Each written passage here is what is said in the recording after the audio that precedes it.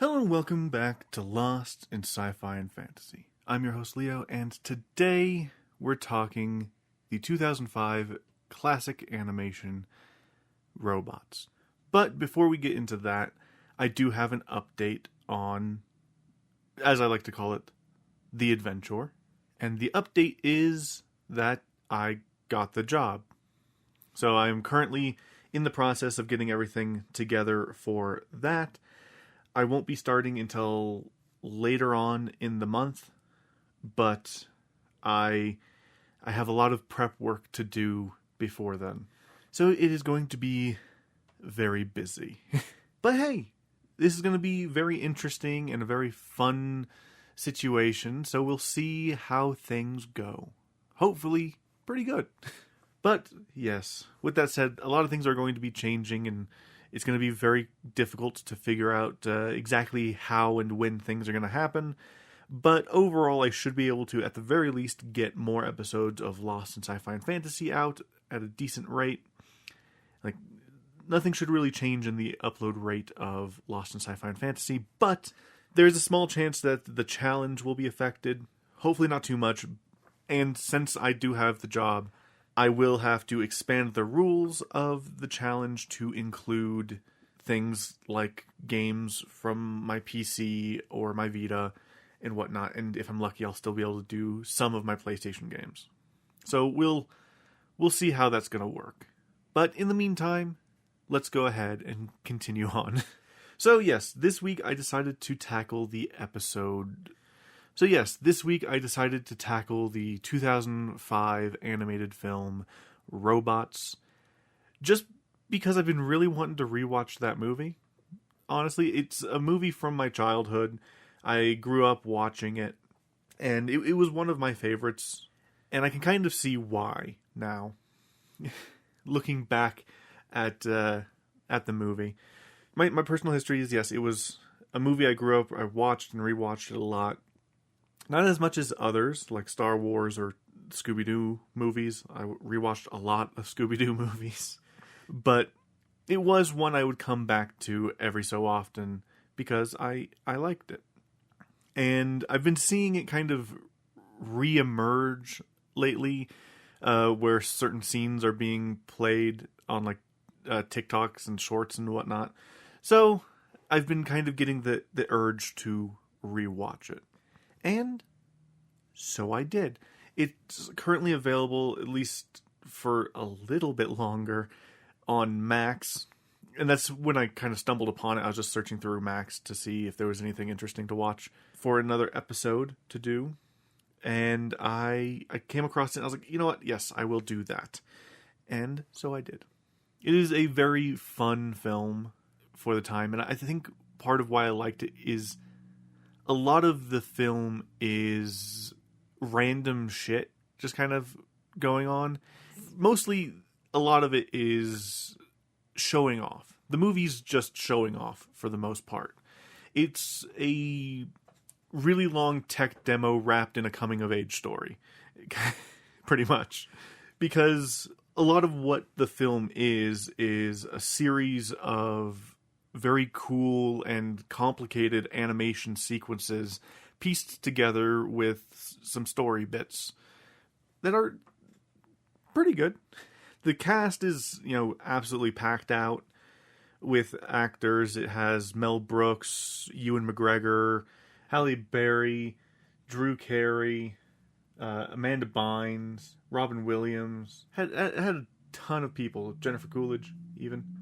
But if there's two things I can kind of use to summarize the film, it's complex, like intricate animation sequences, and Rube Goldberg machines, which is technically still the other thing, but there's a lot of Rube Goldberg machines.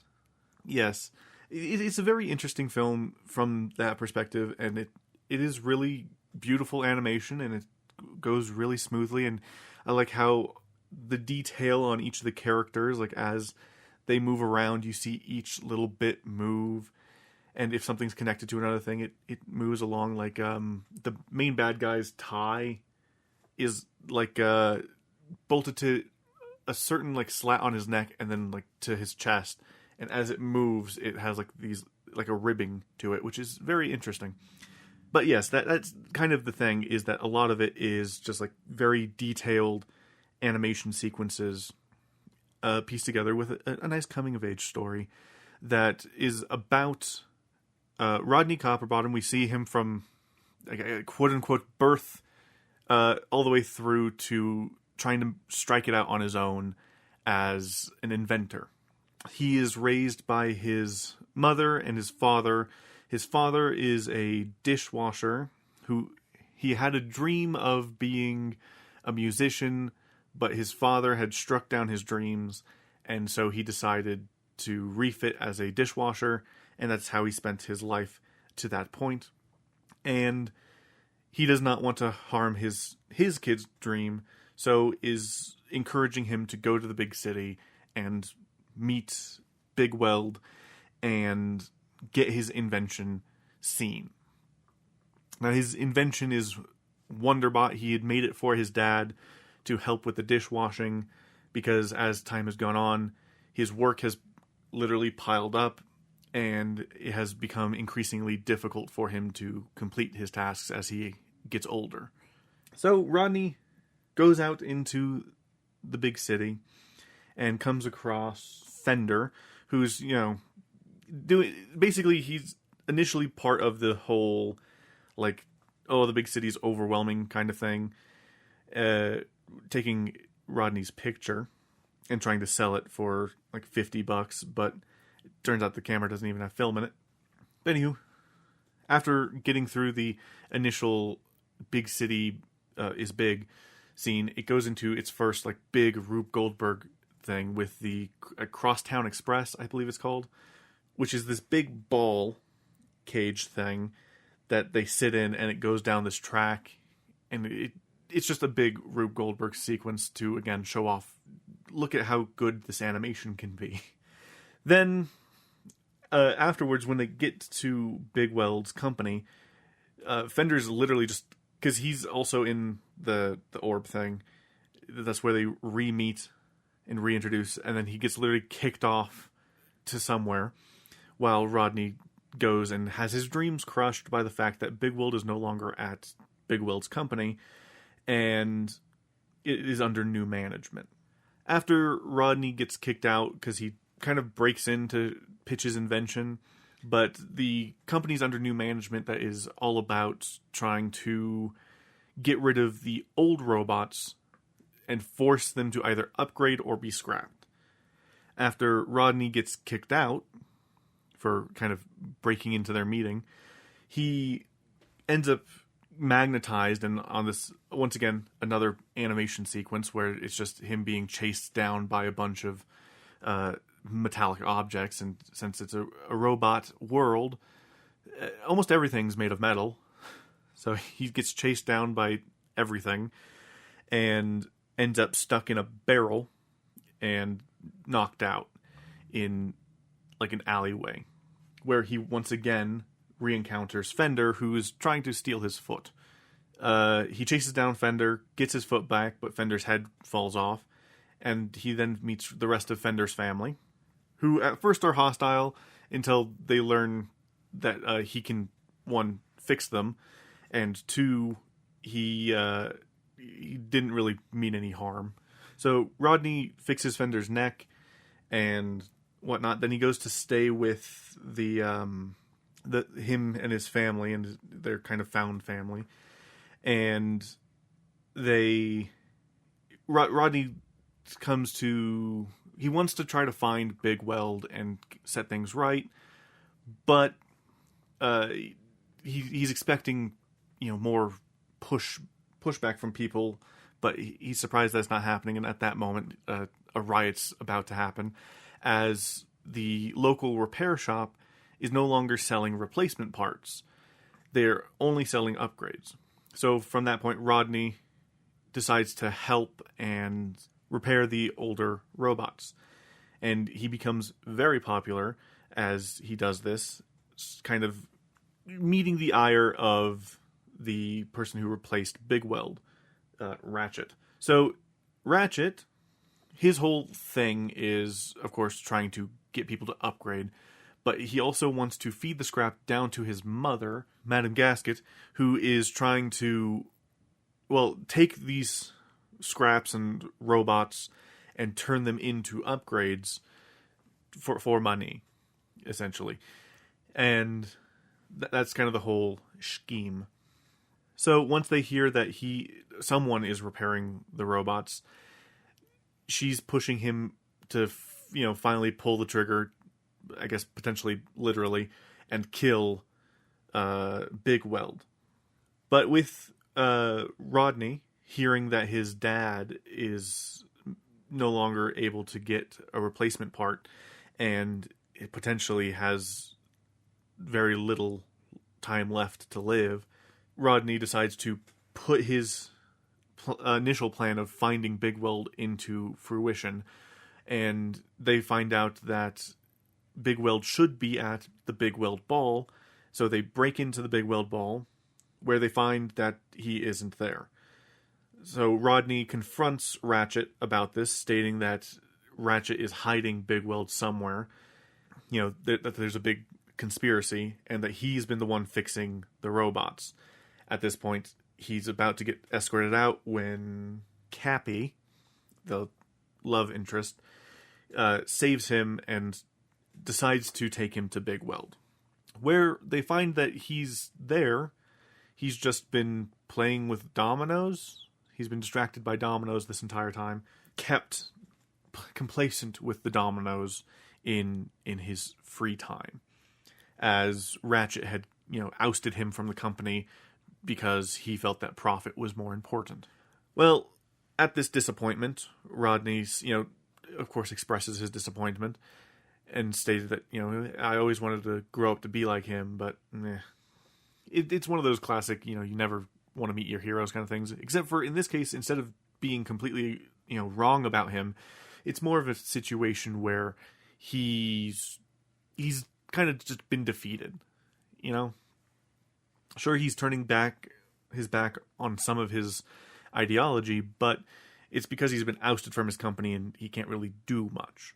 At least he's been mostly ousted from his company. He's still technically the figurehead of the company until such time as Ratchet was to make his actual move to take over fully. Anyway, so they go back, and Cappy had wanted Rodney to just kind of go get out of this situation because he was literally about to be killed. So they're at the station getting tickets for him to go back to I think it's Rivet Town or something like that. I think it's Rivet Town.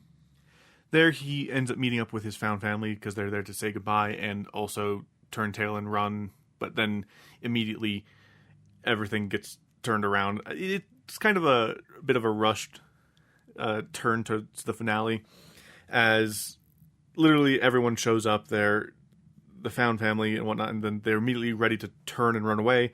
But then Rodney's like, no, we need to stand and fight. And then Big Weld comes in and is like, he's right. And so then they all plan to go to Big Weld Industries, and they go. Big Weld goes to fire Ratchet, but then gets knocked out. So Rodney and Cappy have to save him.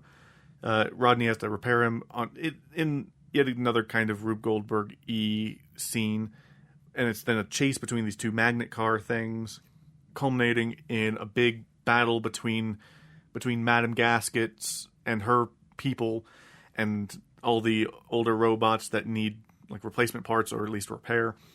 And there's a big battle scene, and then they're able to win the victory. They go back to Rivet Town, where Big Weld provides the replacement parts for Rodney's dad and announces that Rodney is going to be his right-hand bot and eventual successor. And then the movie ends in a song sequence as his dad is allowed to live out his dream, throwing away his dishwasher and becoming a musician. But yes, that is the film. Overall, I think it's pretty good. Definitely, of course, it's a kid's film, but it has its charm, of course, and it's very fun. It was made by Blue Sky for Fox, which, if I remember correctly, I don't think Blue Sky exists anymore. Does it? Let me see. It doesn't exist anymore. It was part of 20th Century Animation. Well, it was part of 20th Century Fox, and then it kind of got merged into 20th Century Animation, and now it's owned by Disney. So, yeah, at least I believe it's owned by Disney. But it's the same company that did Ice Age and Rio, and then the Peanuts movie. Overall, it was a pretty good animation studio. It did pretty well, but it did have some flops here and there. But I don't know. It's kind of sad when an animation studio closes, and they did really good animation. Like they were one of the earlier, companies to do like this big 3D CG animation kind of things, and with robots, they really wanted to show just how detailed these animations could be. And I respect that. Though, I will say some of it falls a little bit flat, where a lot of the scenes that they have, they kind of put toward, like, in front of a blank background. So, for example, when there's the big domino sequence, the background for that, for most of it, is just like dark gray walls as like this big domino waves going through. Or when there's the marble sequence where they're fighting over Rodney's foot, it kind of gets like the background gets washed out as like a spotlight hits them. So I don't know, maybe they were having some issues with backgrounds or something for some of the more complicated sequences, or they just felt that it fit the scene. I'm not sure. But yeah. Yes, I do highly recommend that you watch this film. If you haven't, or if you have but haven't watched it in a really long time, give it a rewatch. It's still pretty good. I think it holds up pretty well. And yeah, so with that said, though, I think that's about everything that I can really do for this episode. There's going to be quite a few, probably shorter episodes for at least the next few weeks, as I'm going to have to kind of rush out some to try to have a bit more of a library for you guys to consume while I'm gone. And hopefully while I actually figure out how stable things will be before I can properly do a good toggle back and forth. But hopefully it won't be too long before I'm able to get things properly stabilized. But with that said, we'll go ahead and leave it there for now. And yes, thank you guys so much for listening. If you guys are listening on YouTube, feel free to give it a like, comment, subscribe. Or if you're listening to it on any podcast catcher of your choice, feel free to rate and review it and share it with your friends. With that said, though, thank you guys so much for listening. I will talk to you guys later. Goodbye.